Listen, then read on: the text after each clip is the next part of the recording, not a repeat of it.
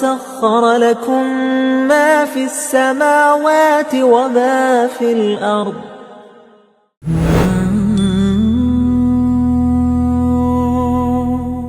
الحمدللہ رب العالمین والصلاة والسلام علی سید الانبیاء والمرسلین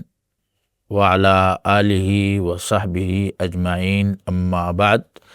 ناظرین، آج ہم گفتگو کریں گے قربانی کے حوالے سے،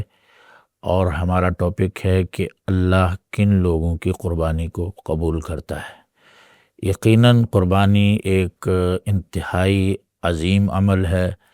عظیم لوگوں کی سنت ہے، اور اللہ تعالیٰ نے قرآن مجید میں اسے ذبح عظیم وفدیناہ بذبح عظیم کہ ہم نے حضرت ابراہیم علیہ السلام کو اسماعیل کے بدلے میں ایک ذبح عظیم عطا کی، اور وہ ہے قربانی۔ قربانی کے لیے بنیادی طور پر ہم بہت سی تیاریاں کرتے ہیں، جانور خریدنے کے حوالے سے پیسے جمع کرتے ہیں، اچھے سے اچھا جانور خریدنے کی کوشش کرتے ہیں، لیکن اس سے پہلے کچھ ایسی بنیادی چیزیں ہیں جن کا خیال رکھنا بہت ضروری ہے کہ جس مقصد کے لیے ہم قربانی کرنا چاہ رہے ہیں وہ اللہ کو بھا جائے، اللہ کو پسند آ جائے۔ اور وہ مقصد یہ ہے کہ اللہ رب العالمین نے قرآن مجید میں فرمایا کہ فَصَلِّ لِرَبِّكَ وَانْحَرْ، کہ اللہ تعالیٰ کے لیے ہی نماز پڑھیں اور اللہ ہی کے لیے قربانی کریں۔ ایک اور آیت میں رب العالمین کا ارشاد ہے قُلْ إِنَّ صَلَاتِي وَنُسُكِي وَمَحْيَايَ وَمَمَاتِي لِلَّهِ رَبِّ العالمین، کہ آپ فرما دیجئے بے شک میری نماز اور میری قربانی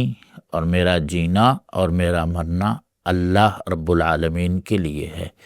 تو قربانی میں پہلا مقصد تو ذہن میں یہ رہے کہ اللہ تعالیٰ خوش ہو جائے، اللہ ہم سے راضی ہو جائے۔ جانور کتنا بڑا ہے، کتنا چھوٹا ہے، کتنا مہنگا ہے، کتنا سستا ہے، یہ بعد کی باتیں ہیں۔ سب سے پہلی چیز جو انسان کے ذہن میں ہونی چاہیے وہ یہ ہونی چاہیے کہ میرا دل اللہ کے لیے خالص ہو جائے، میرے دل میں اللہ کے لیے اخلاص پیدا ہو جائے، اللہ مجھ سے راضی ہو جائے۔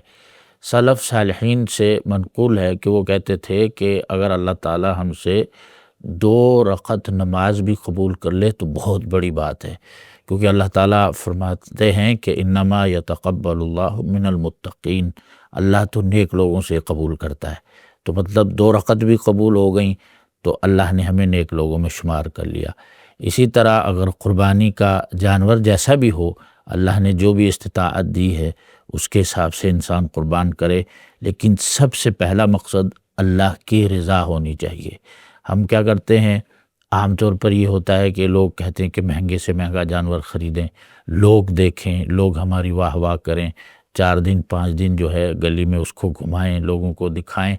یہ چیزیں اگر انسان بغیر نیت کے ویسے کرتا ہے تو اس میں حرج کی بات نہیں ہوتی، لیکن اگر دل کے اندر یہ آ جائے کہ لوگ اس کو دیکھیں، لوگ اس کی تعریف کریں، لوگ اس کی واہ واہ کریں، تو سمجھے کہ جو ہمارا مقصد تھا اللہ کو راضی کرنا اس میں کمی آ جاتی ہے۔ اور اللہ رب العالمین فرماتے ہیں، ایک حدیث قدسی ہے کہ اللہ تعالیٰ فرماتے ہیں کہ میں شراکت داروں میں سب سے بے پرواہ شراکت دار ہوں، کہ کوئی بھی اگر کوئی عمل کرتا ہے اس میں میرے ساتھ کسی اور مقصد کو شامل کر لیتا ہے تو پھر میں اس بندے کو بھی چھوڑ دیتا ہوں، اس کے عمل کو بھی چھوڑتا ہوں، اور اسے کہتا ہوں جاؤ جس کے لیے کیا تھا اس سے جا کر بدلہ لے لو۔ لہٰذا سب سے پہلا مقصد ہمارا یہ ہونا چاہیے کہ اللہ ہم سے یہ قربانی قبول کر لے، اللہ ہم سے راضی ہو جائے،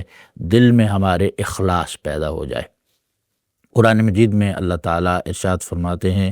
کہ لن ینال اللہ لحومها ولا دماؤها ولکن ینالہ التقوی منکم، کہ اللہ تعالیٰ کو ان جانوروں کا خون نہیں پہنچتا، اللہ تعالیٰ کو ان جانوروں کے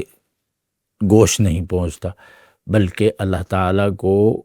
تقوی پہنچتا ہے۔ جو دل کی کیفیت ہے، جس میں صرف للہیت اور اللہ کی رضا شامل ہوتی ہے، باقی چیزیں خود بخود آ جاتی ہیں۔ تو پہلا مقصد ہمارا اللہ کے لیے اخلاص دل میں، اللہ کے لیے قربان کرنا، اور انبیاء کی سنت کو، نبی محمد صلی اللہ علیہ وسلم کی، سیدنا ابراہیم کی سنت کو فالو کرنا ہونا چاہیے، تاکہ اللہ کے ہاں ہماری یہ قربانی جو ہے قبول ہو جائے۔ اللہ ہمیں اس کی توفیق عطا فرمائے۔ بارک اللہ فیکم۔